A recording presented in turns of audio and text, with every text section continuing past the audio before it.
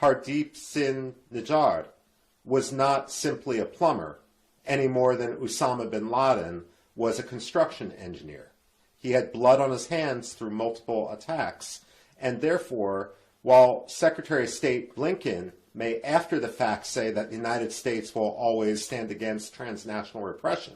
Doctor Jaishankar वहां पे गए हुए हैं, मेरे ख्याल आज या कल पहुंचे हैं, और उन्होंने जाते ही दो इम्पोर्टेंट मीटिंग्स की हैं। एक तो उन्होंने क्वाड की मीटिंग हुई है। इतनी बड़ी इकोनॉमी, दुनिया की 5वीं बड़ी इकोनॉमी है इंडिया, कनाडा का 10वें नंबर में भी नाम नहीं आता, कितना फेमस है। पाकिस्तान ने 20 साल दहशतगर्दी का सामना किया, कभी कनाडा ने कभी स्टेटमेंट दी है इधर?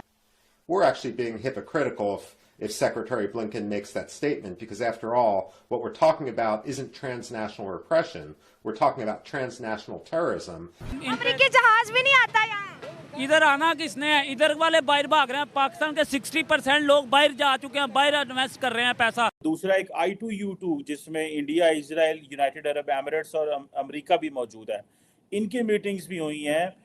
बड़ी बात। मैं एक बात बाजोर में जो महमद एजेंसी में जाके देखे, मैं स्पेशल गया हूँ देखने के लिए, मैंने वहाँ पे वो कंडीशन। सब हमारे वजीर आज़म उधर कहते रहे हैं कि हम जो है वो चाइना के इजराइल हैं, बजाय इसके कि देखें एक तार साहब देखें, 2 मेजर इंडिया की मल्टीलैटरल मीटिंग्स हैं, मेजर मल्टीलैटरल। उन्हें पाकिस्तान में तंगी हो रही है रहने में, मुझे खुद तंगी हो रही है। मेरे पास पैसे हैं, मैं ये पाकिस्तान छोड़ जाऊं। अभी तक कनाडा ने कोई प्रूफ नहीं दिया कि उन्होंने कि ये कत्ल हुआ है या इंडिया ने किया है, तो इतने बड़े लेवल के ऊपर इनको इतना बड़ा इल्जाम नहीं देना चाहिए। डिस्पाइट द फैक्ट कि ये कनाडा वाला मसला बना हुआ है, उनके वेस्टर्न पार्टनर्स उनको कोई स्नब नहीं किया। ये बड़ी इंपॉर्टेंट डेवलपमेंट है। मोदी का एक क्या कहता हूँ जी, वो एक बयान आया था, आपने भी सुना होगा। कौन सा? कि यार पाकिस्तान को छोड़ो, वो तो अपनी मौत आप ही मर जाएगा।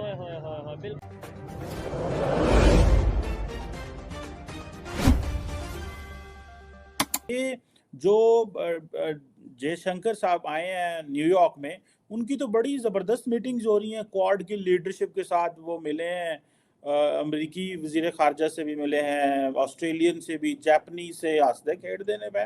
सो ऐसे लगता है कि कनाडा का जो मसला है वो है, तो वो सारे तो मीडिया पे आके तो सारे कह रहे हैं बड़ा मसला है, लेकिन अंदर खाते शायद एक तो आपको पता है ना कि वो मोदी साहब ने बाइडेन को इनविटेशन भी दे दिया 26 जनवरी में आए जी हमारे रिपब्लिक डे पे। तो इसका मतलब ये है कि ये नॉर्मलाइजेशन ही है, कोई ऐसा जो कनाडा के इत्तेहादी हैं वो कोई एडे उठे नहीं, कोई गम चक बैठी है।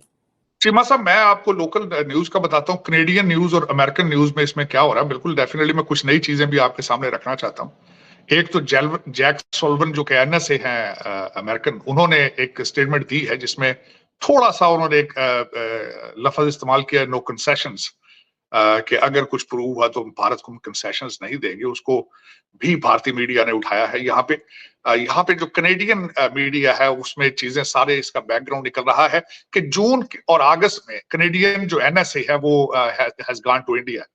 दूसरा उसमें कहा गया है कि जब इस वक्त ट्रूडो साहब गए भारत में G20 में, तो वहां इन्होंने प्रेसिडेंशियल स्वीट लेने से इनकार कर दिया था, एक ऑर्डिनरी कमरे में ठहरे थे।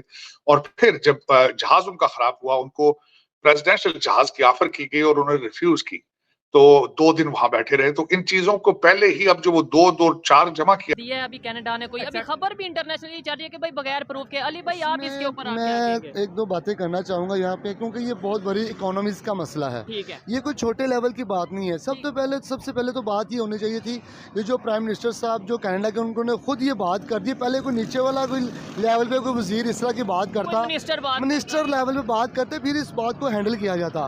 अभी तक कनाडा ने कोई प्रूफ नहीं दिया कि उन्होंने कि ये कत्ल हुआ है या इंडिया ने किया, तो इतने बड़े लेवल के ऊपर इनको इतना बड़ा इल्जाम नहीं देना चाहिए था।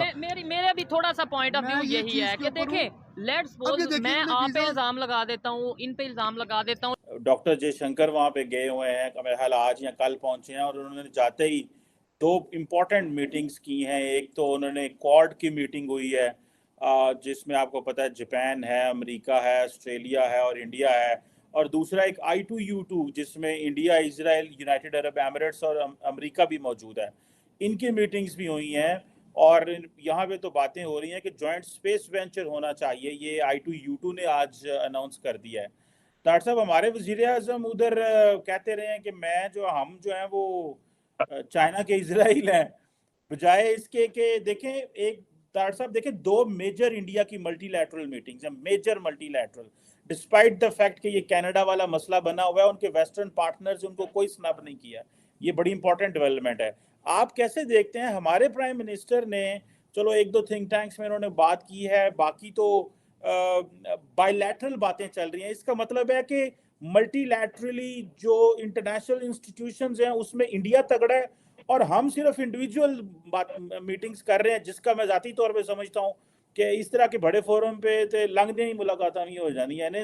सो there is nothing interesting on that. को नहीं लगता कि इस लेवल पे पहले तहकीक के बाद ही तहकीक जारी है, सामने चीज तो आ तो जानी देखें ना, तहकीक की बात आ गई, अगर आपके पास प्रूफ नहीं तो पहले बात नहीं तहकीक- कर सकते। हाँ। अब देखिए 5 ममालिक है अमेरिका के साथ और 5 इसमें कनाडा भी आता है और 3-4 ममालिक और हैं जिसमें ऑस्ट्रेलिया, इनकी एक कम्युनिटी है। ठीक है। इनके जो आपस में एजेंसीज और इनके जो आपस में फोर्स है एक दूसरे के साथ बहुत ज़्यादा हेल्प करते हैं। ठीक है। अभी तक वो इस मुकाम पे नहीं पहुंचे कि हम किसी को पकड़ सकें या कर सकें, पॉइंट आउट ऑफ कर सकें। इतनी बड़ी इनकी IBI या जितनी भी एजेंसीज हैं वो नहीं कर सके, तो हवा में बात कर देनी कनाडा प्राइम मिनिस्टर साहब को जो कनाडा के हैं। तो ये मेरा ख्याल है, मैं एक बहुत नाकिस राय वाला बंदा हूँ, अपनी ओपिनियन है कि यार उनको इतने बड़े लेवल पे ये बात डायरेक्टली नहीं कहनी चाहिए थी। इतनी बड़ी इकोनॉमी, दुनिया की 5वीं बड़ी इकोनॉमी है इंडिया, कनाडा का 10वें नंबर में भी नाम नहीं आता, कितना फेमस है। आधे से ज़्यादा वहाँ पे आप इस चीज़ को मेरे करेक्शन करेंगे ओके, वहाँ पे कनाडा में जितने भी सिख कम्युनिटी इतनी ज़्यादा है, अगर इस तरह का कोई वाक़या हो गया तो इसके ऊपर उनको कॉन्फिडेंस भी लेना चाहिए कि जहाँ किसी के ऊपर आप उसको अटैक कर रहे हैं। Prime Minister Trudeau, I think, has made a huge mistake. He has made allegations in a manner which he hasn't been able to back. There's 2 possibilities here.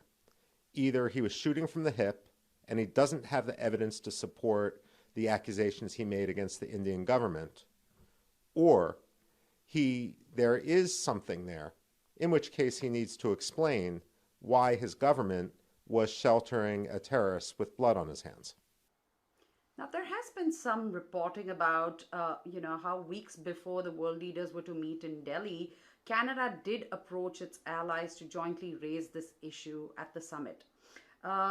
Do you think there was some kind of a discussion like that and, the allies stepped back and didn't do that? Well, as a former consumer of intelligence, I can say that oftentimes the intelligence we see, whether it's a telephone intercept or something else, isn't as black and white, isn't as cut and dry as oftentimes politicians want it to become. I mean, certainly that was the case with regard to the Iraq War. So when you have a situation like this, perhaps Prime Minister Trudeau raised the issue, but there wasn't necessarily consensus on what it meant. And regardless, let's not fool ourselves.